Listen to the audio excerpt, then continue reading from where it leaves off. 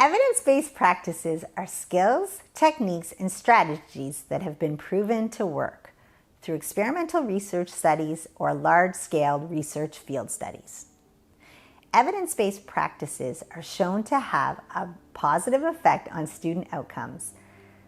Benefits of implementing evidence-based strategies for educators and students are an increase of likelihood of positive child or student outcomes, increased accountability because there is data to back up the selection of the practice or program, which in turn facilitates support from administrators, parents, and others. Less wasted time and fewer wasted resources because educators start off with effective practices or programs and are not forced to rely on trial and error. An increased likelihood of being responsive to the learner's needs, a greater likelihood of convincing students to try it because there's evidence that proves it works.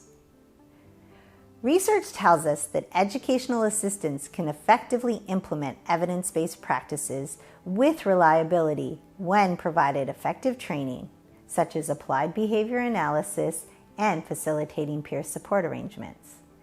Educational assistants have been successfully implementing evidence strategies such as interventions based on behavioral principles such as applied behavior analysis for decades.